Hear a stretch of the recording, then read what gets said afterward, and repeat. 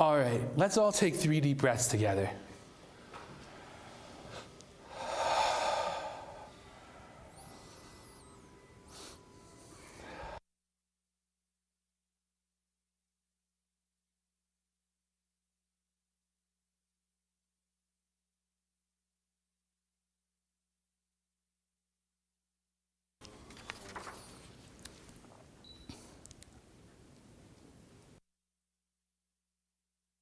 In this week's Parsha, Toldot, we come to the tragic story in which Rebekah urges her son Jacob to lie to his father to receive the blessing to be the next family patriarch after Isaac and Abraham.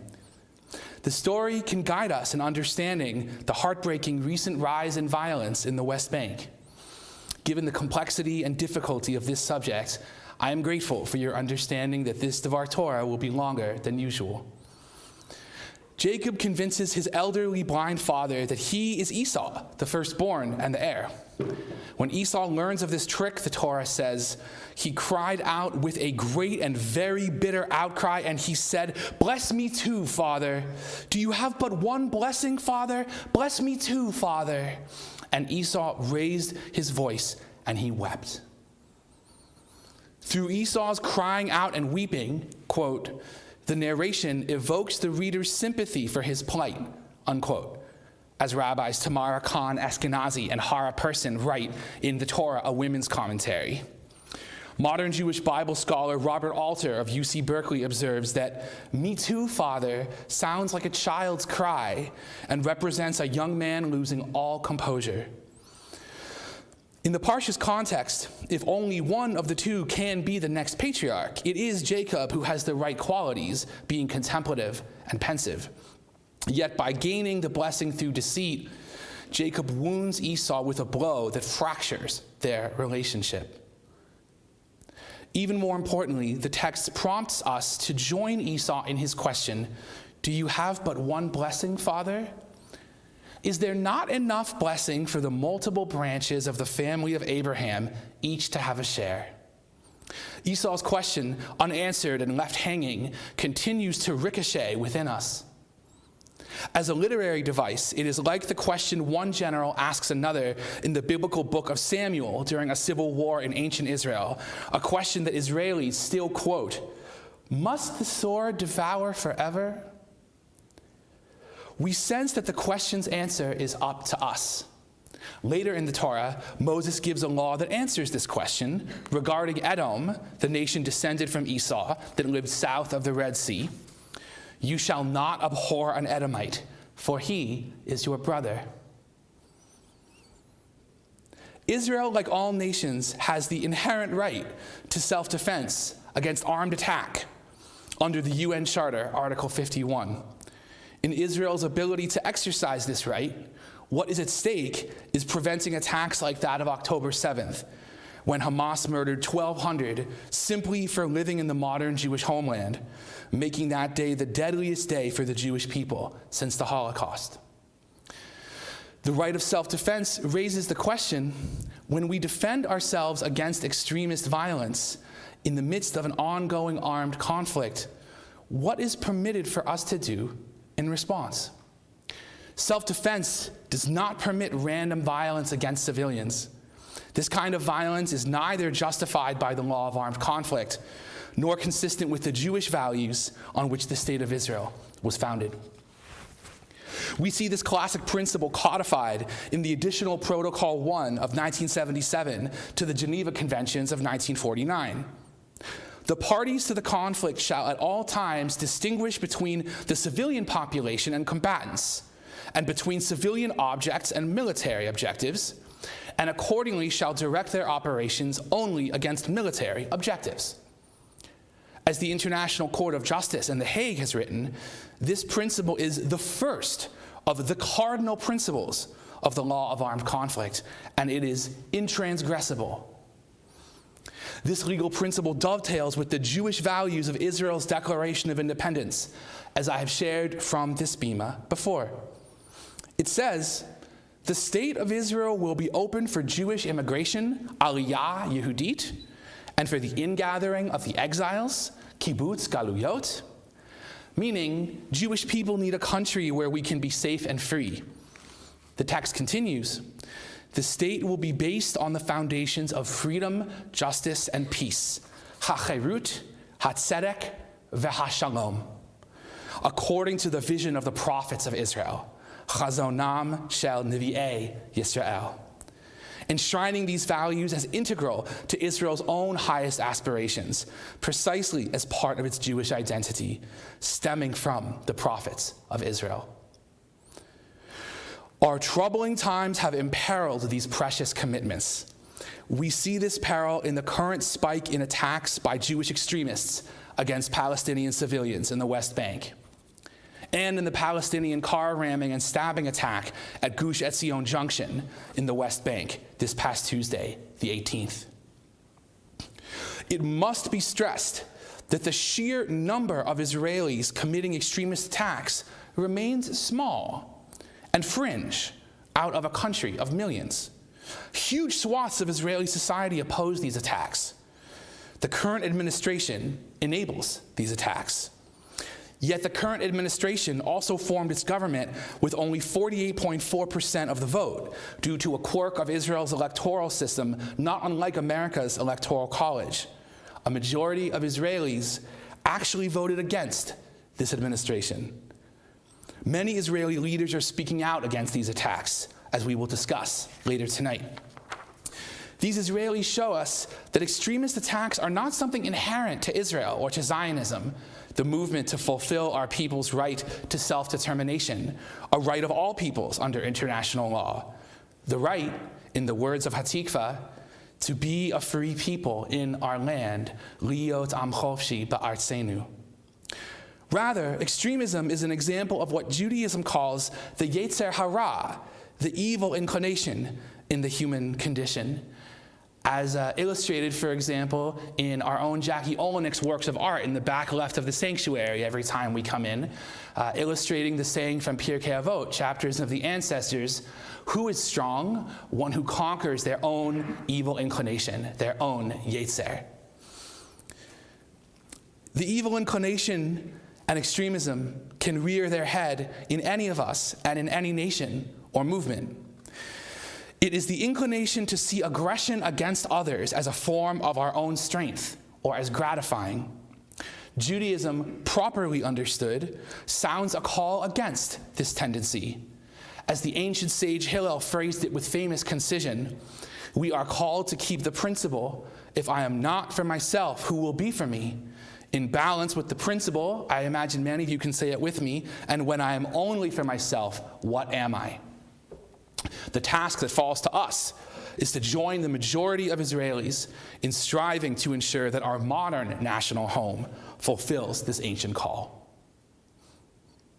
Let us begin with the statement of November 13th from the Union of Reform Judaism, the Union for Reform Judaism, or the URJ, of which our congregation is a member, and the Central Conference of American Rabbis, or the CCAR, of which I am a member.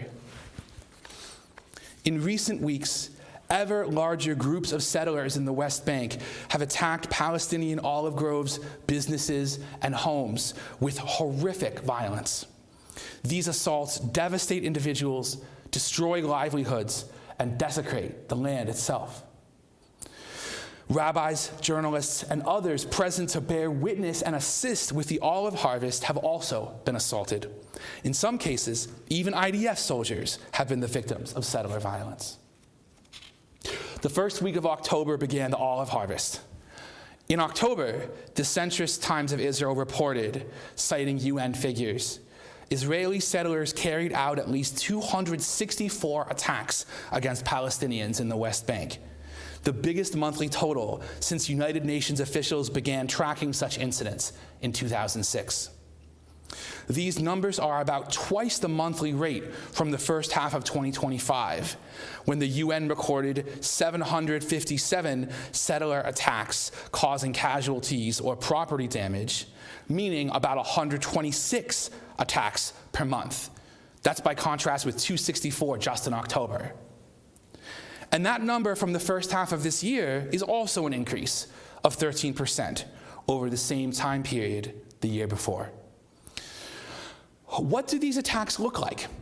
Consider these reports from the Washington Post. I will quote at length to give us a better understanding of the situation. On Thursday the 13th, settlers torched and vandalized a mosque in the West Bank village of Deir Istia. In the southern West Bank, a rare move from the army to dismantle an illegal Jewish outpost, i.e. illegal under Israeli law, sparked clashes between Jewish extremists and security forces. Within hours, gangs of young men had descended on two nearby Palestinian villages, burning property and beating residents. One group broke into the home of a 66-year-old woman and beat her with sticks. Then, in the Palestinian village of Jabba, Muhammad Abu Subhi, a member of the local council, said the settlers burned 4 cars and 2 buildings. One of them told my niece that they would come back and burn our house, he said. In some cases, witnesses said, Israeli soldiers have been present or even involved in the violence. The URJ statement also notes the violent attack on a group from Rabbis for Human Rights, an Israeli organization, that came to assist Palestinians with the olive harvest. The statement adds, a drone operated by extremist settlers struck and injured Reform Rabbi Donna Sharon, who required medical treatment. Then more armed settlers arrived on the scene, firing rifles into the air and further endangering those present.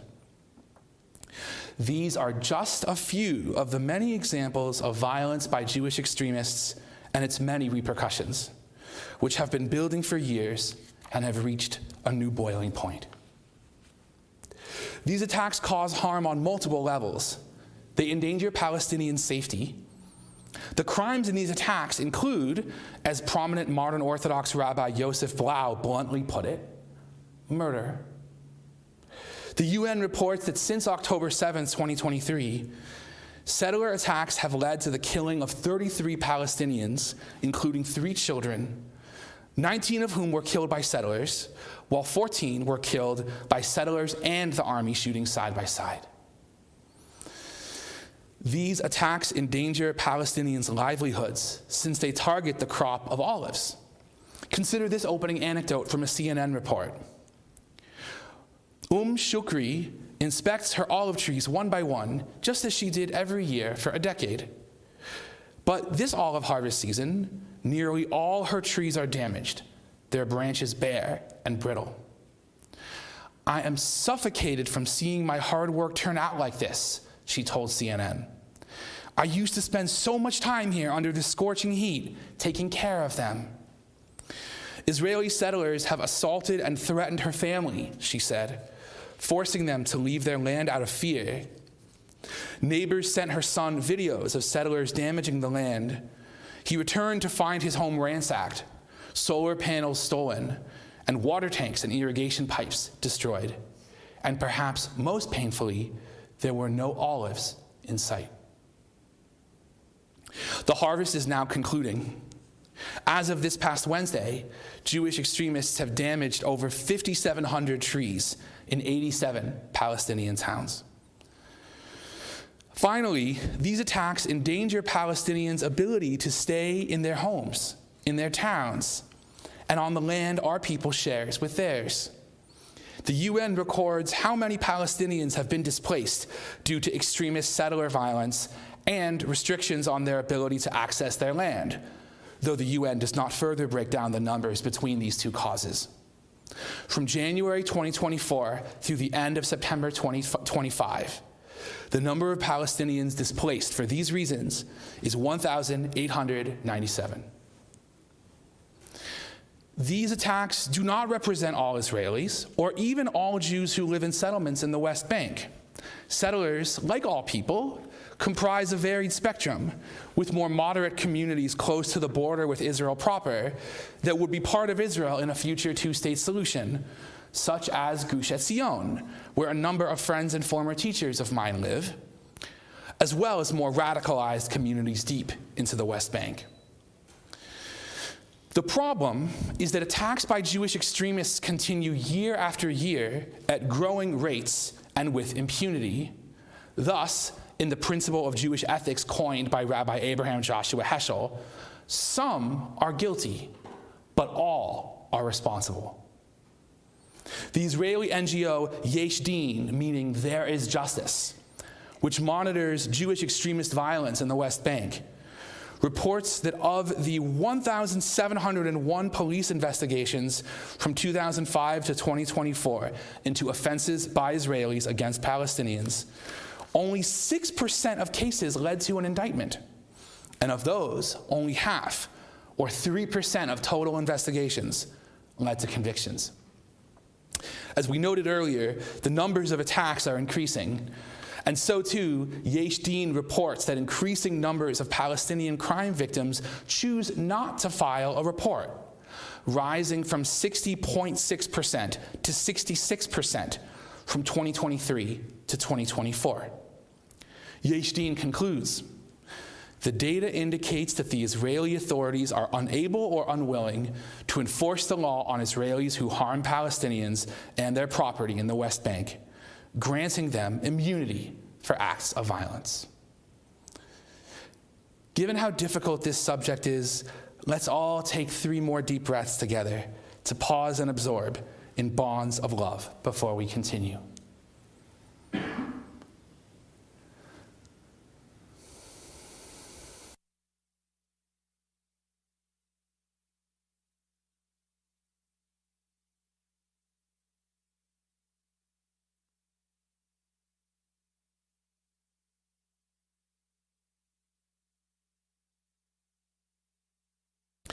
Contrasting this dark phenomenon with Israel's highest aspirations for itself is alarming.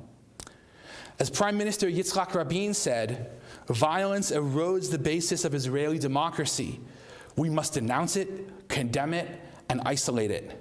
This is not the way of the state of Israel. Zu lo darka, the way of, as in derech, way or path, shel Medinat Yisrael. Rabin especially decried vigilantism. In 1994, after Jewish extremist Baruch Goldstein killed 29 Palestinians praying at the Cave of the Patriarchs, a holy site for both our faiths, Rabin said of Goldstein, "Sensible Judaism spits you out. You placed yourself outside the wall of Jewish law. You are a shame on Zionism and an embarrassment to Judaism." How did we get from then to now? Here is one way to trace the path. In 1995, a young Itamar Ben-Gvir gained notoriety for holding up the Cadillac symbol torn off the hood of the prime minister's car. Ben-Gvir said, "Just as we got to this symbol, we can get to Rabin." 3 weeks later, Rabin was assassinated. Ben-Gvir was reenacting a deed, tearing off a rival's personal effects as a symbolic threat to kill them, that is specifically condemned in the Tanakh, the full Hebrew Bible. In the book of Samuel, the young David tears the corner off King Saul's cloak, and he immediately regrets it and apologizes. Ben-Gvir is a disciple of extremist Rabbi Meir Kahane, who wrote a book about the Palestinians called They Must Go, and whose political party was banned from the Knesset under Israeli law for incitement to racism in 1988. Ben-Gvir hung a portrait in his living room of Baruch Goldstein, the Jewish terrorist from 1994, up until a few years ago when it became a political liability for him. Now Ben-Gvir is Minister of National Security and in charge of the police. The current coalition government would lose its majority without his party, so he has de facto veto power. The near total lack of enforcing the law on extremist settlers is on Ben-Gvir's orders, according to senior police officials, as reported last year in a document that the head of the Shin Bet, Ronen Bar, wrote and shared with the IDF chief of staff. This year, Israel's cabinet fired Ronen Bar. The first time in Israeli history a Shin Bet head has been fired. In this story, we see a disturbing arc. Extremist views and figures once thought marginal or consigned to history, in Rabin's terms, spat out and outside the wall, now hold the levers of power. This phenomenon is a marker of our times. It is at work in the political turmoil here in America, in the rise of the far right in country after country in Europe, from Hungary to Brexit in Britain, in the prevailing winds in Moscow and Beijing, and in the rising dangers of all kinds to Israel and Jews.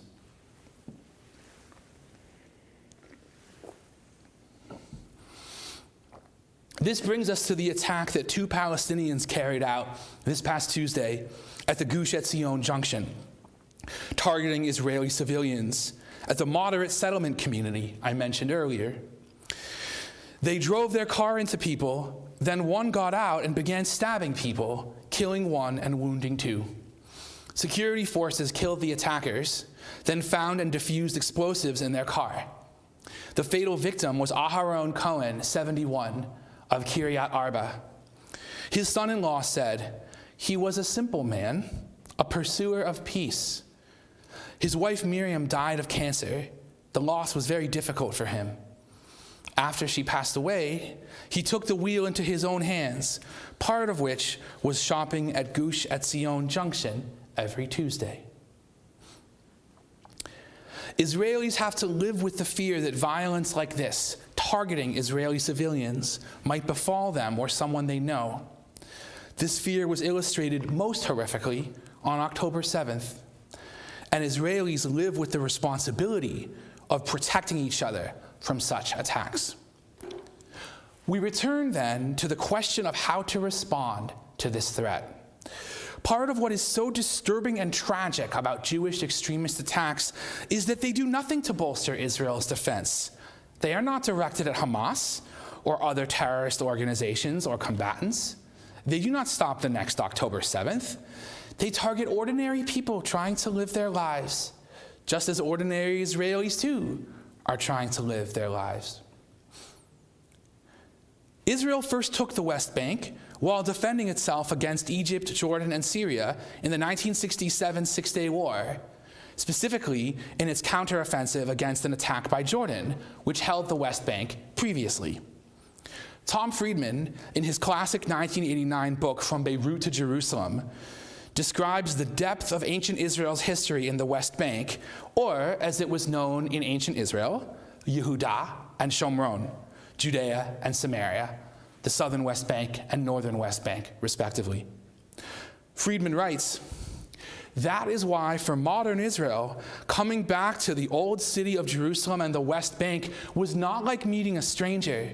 It was like being reunited with an old flame, and as soon as they were back in each other's arms, many deeply repressed desires came to the surface." This history and bond are genuine and are also not the end of the story. As the saying goes, we are still living the 7th day of the Six-Day War. That is, reckoning with the responsibilities we owe to the Palestinians who live in this land. These responsibilities begin, per Israel's Declaration of Independence, with freedom, justice, and peace. In practice, these responsibilities mean, as the URJ and CCAR reaffirmed last month, that a two-state solution in some configuration must remain the worthy long-term goal for Israelis and Palestinians for a future with safety, dignity, and hope for all. Ordinary Palestinians are our neighbors. And, as Moses reminds us in the verse we explored earlier, they are our brothers or kin in the family of Abraham. In this spirit, let us turn to those in Israel who are speaking out, beginning with President Yitzhak Herzog. This is the ceremonial position at the top of the hierarchy, like the Queen or King of Britain. President Yitzhak Herzog posted on social media in Hebrew, and thus directly to Israelis, "Violence such as this crosses a red line, and I condemn it severely. It is upon all state authorities to act decisively to eradicate the phenomenon." Opposition leader Yair Lapid said, It is time to move Ben Gvir aside and bring an end to these attacks which harm Israel, harm us around the world, bring shame to Judaism, and are a stain on Zionism, echoing Rabin's words 30 years ago. He continued, "These people are violent criminals, and it's time to deal with this seriously." Member of Knesset and Reform Rabbi Gilad Kariv said, "We will not be silent in the face of this outrage, and we will continue to speak out for the Jewish and democratic values upon which the relationship between Israel and the Jewish world is based." Modern Orthodox Rabbi Yosef Blau, the former president of Religious Zionists of America who made Aliyah, wrote in the open letter I cited earlier, "In Yehuda and Shomron, the West Bank, extremist settler violence has resulted in the murder of civilians and has forced Palestinian villagers from their homes, further destabilizing the region." Over 80 Orthodox rabbis have signed this letter. Retired IDF General Yisrael Ziv said, "Through explicit policies on the one hand and silence on the other, refusing to condemn, refusing to act, the state has lost control." Current IDF Chief of Staff Eyal Zamir said, "If we don't stop the Jewish rioters, we may suffer along the key fronts in Lebanon, Gaza, and Syria. These anarchists could set the area aflame in a moment, causing a situation in which all forces need to be immediately diverted from the Gaza and Lebanon borders to the Judea and Samaria area. If this thing isn't dealt with, it could interfere with everything." Leaders in Israel like President Herzog, opposition leader Lapid, member of Knesset and Rabbi Kariv, Rabbi Blau, General Ziv, and Chief of Staff Zamir, and those involved with Israeli NGOs like Rabbis for Human Rights and Yesh Din, they are just as Israeli as the violent extremists they condemn. Their words resonate with the values of Israel's Declaration of Independence, of freedom, justice, and peace, ha'cherut, ha'tzedek, v'ha'shalom, according to the vision of the prophets of Israel, chazonam shel nevi'ei Yisrael. When we as American Jews express this call out of love for Israel's ideals, we join together with the Israelis calling on their government to fulfill these ideals.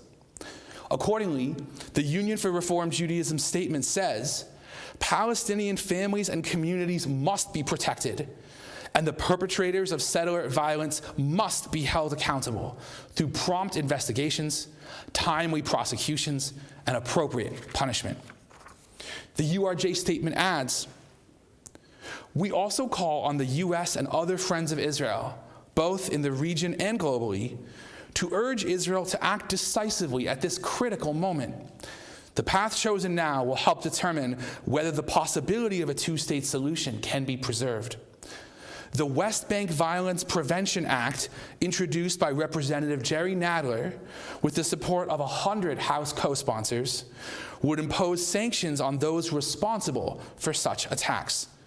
The legislation represents one important step the U.S. can and should take to address these injustices."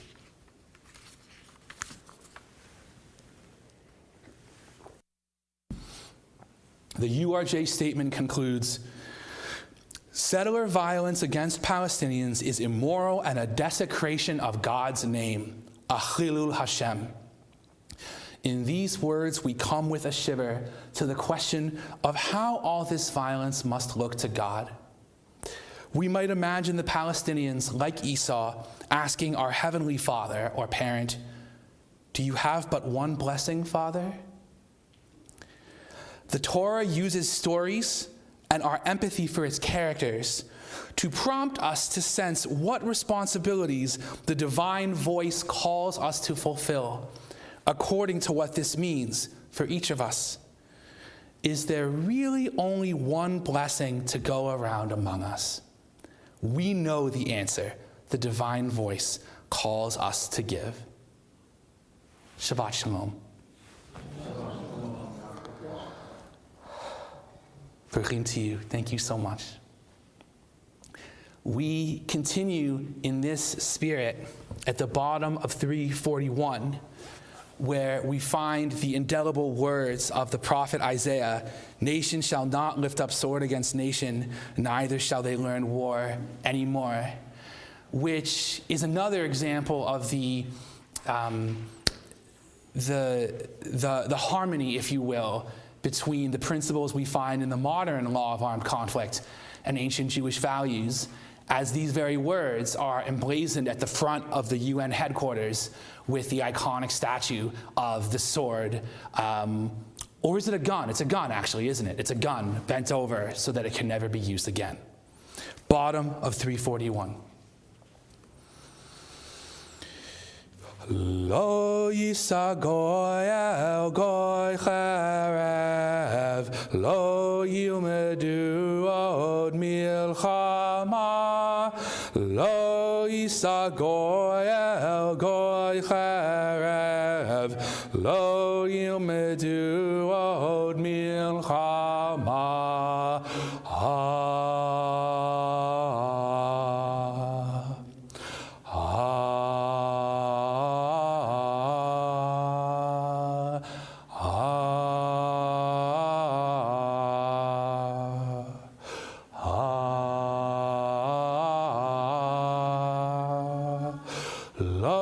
Yisa goy el goy cherev, lo yilmedu od milchama, lo yisa goy el goy cherev, lo yilmedu od milchama. One more time. Lo yisa goy el goy cherev, lo yilmedu od milchama, lo yisa goy el goy cherev, lo yilmedu od milchama.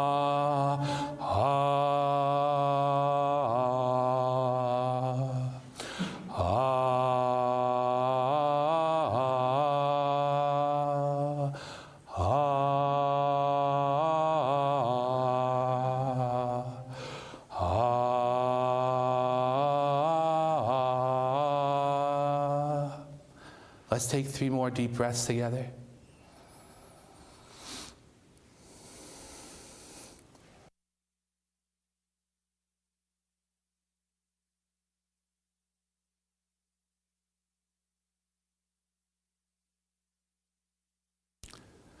Shabbat Shalom, with prayers for true shalom for you and for us all.